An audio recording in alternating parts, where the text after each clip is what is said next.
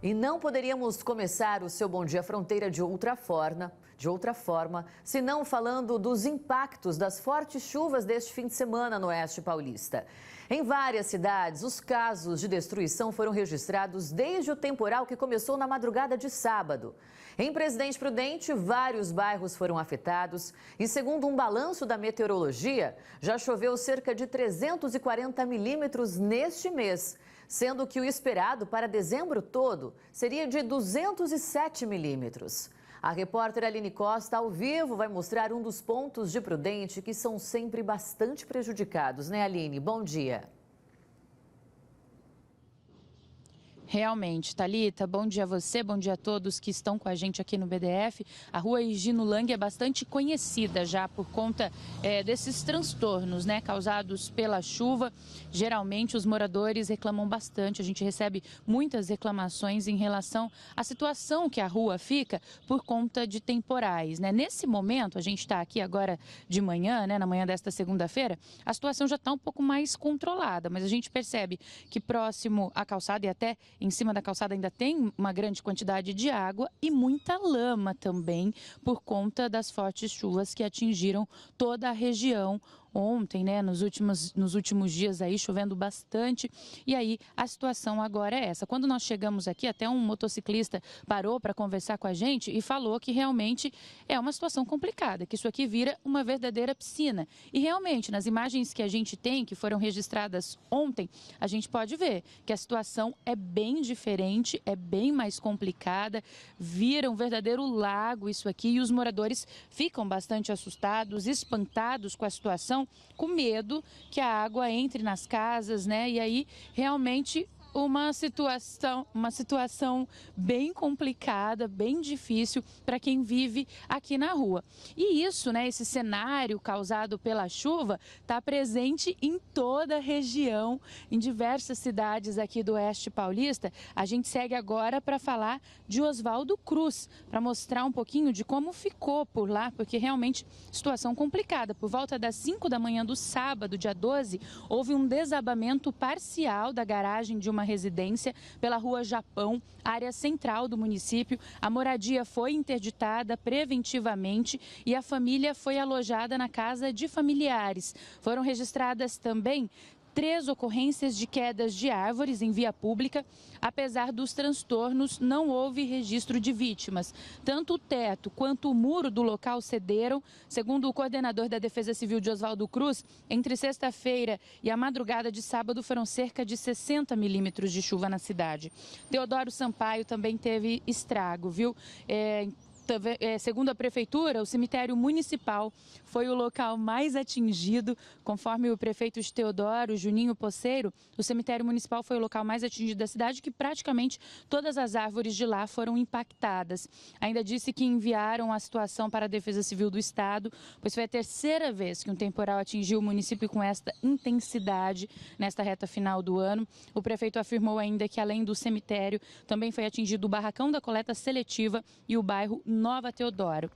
E de Teodoro a gente segue para Martinópolis, onde os volumes elevados de chuva provocaram pontos de alagamento, com destaque para o cruzamento da rua José Teodoro com a Avenida Padre João Schneider, onde houve o colapso de uma tubulação de esgoto, atingindo até uma residência. 3 pessoas ficaram desalojadas por lá e foram encaminhadas para a casa de parentes também. Por segurança, o trânsito no local permanece interditado na rua José Teodoro, no trecho entre a Avenida Padre João Schneider e a rua Francisco Martins Figueira. Por lá não houve registros de feridos e os trabalhos continuam agora nesta segunda-feira. Em Piquerubi, uma carreta que estava estacionada na rua 13 de Maio, que fica no centro da cidade, ficou presa em um buraco que se formou depois que o asfalto cedeu por causa da chuva. Segundo os moradores, agora será necessário acionar um guincho para retirar a carreta do local. E em IEP, a Defesa Civil informou que a ponte que liga a Vila Dauer ao centro encontra-se interditada em ambos os sentidos por medidas de segurança.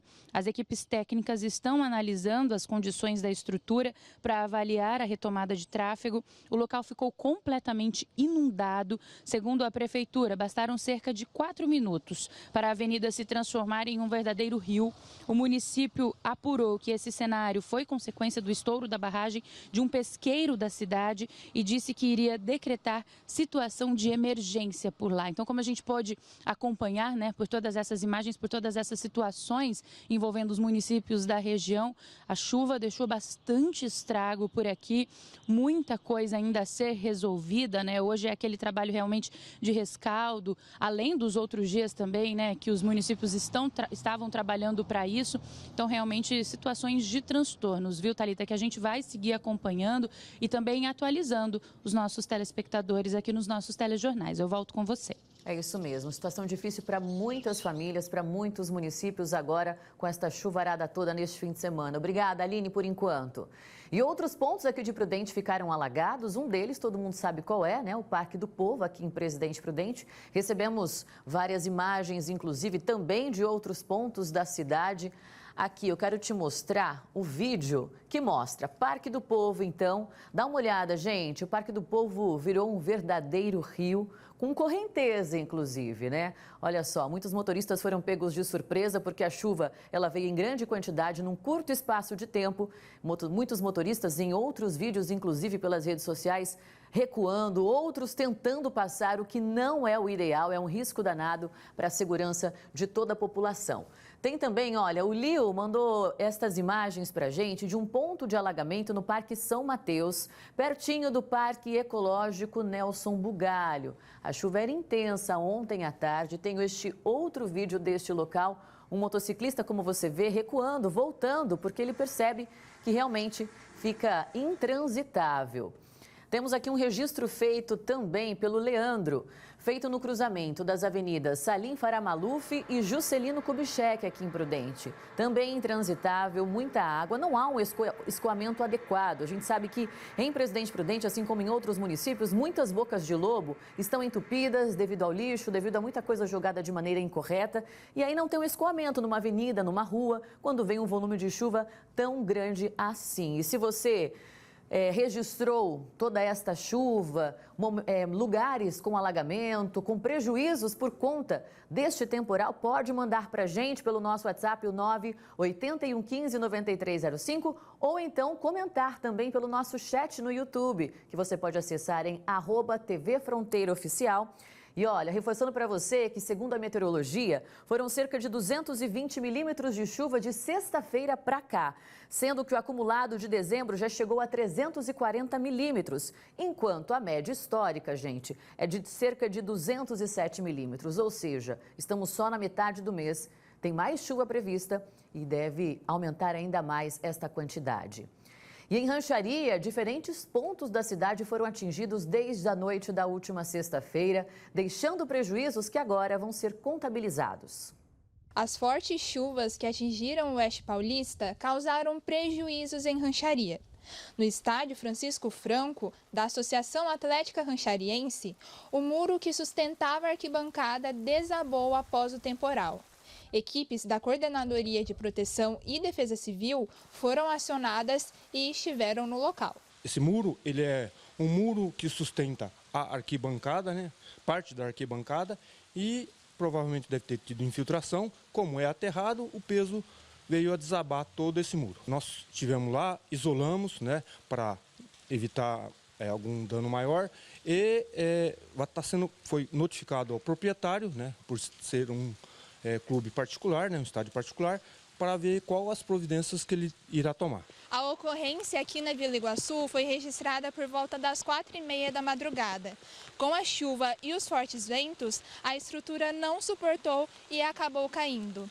E dos 3.000 lugares disponíveis na arquibancada, cerca de 800 cederam.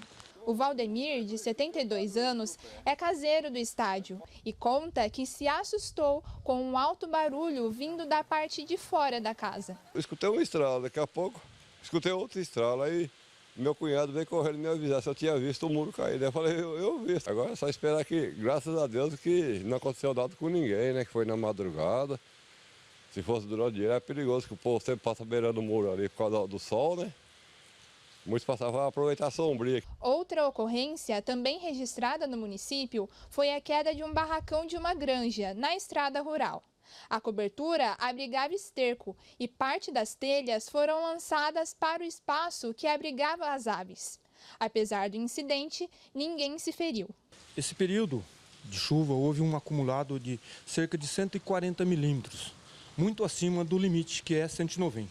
E na sexta-feira, para cá, foi o índice maior, de 110 milímetros, com ventos acima de 60 por hora. E agora, em setembro deste ano, Rancharia também sofreu estragos por causa de um vendaval que atingiu o oeste paulista. Na época, os ventos chegaram a mais de 60 quilômetros por hora e a igreja matriz da cidade foi destelhada, assim como alguns prédios comerciais. E a queda de uma árvore interditou no sábado um trecho da rua Davi Cerqueira Leite, no Jardim Eldorado, aqui em Presidente Prudente. Dá uma olhada em como ficou o trecho afetado. Fica ali bem pertinho da APAI, a Associação de Pais e Amigos dos Excepcionais. Como a árvore ficou atravessada e cobriu toda a largura da rua, não teve como fluir o tráfego de veículos. Funcionários da concessionária a Energisa foram acionados para comparecer ao local e atuar na retirada da árvore, que também atingiu a rede elétrica, mas não chegou a provocar interrupção no fornecimento de energia para os consumidores. No fim do dia, por volta das 5 da tarde, nossa equipe retornou ao local e a árvore já estava cortada e tinha sido arrastada para cima da calçada, para que os veículos pudessem circular por este trecho. Naquele dia, faltava apenas o município retirar tudo do meio da via.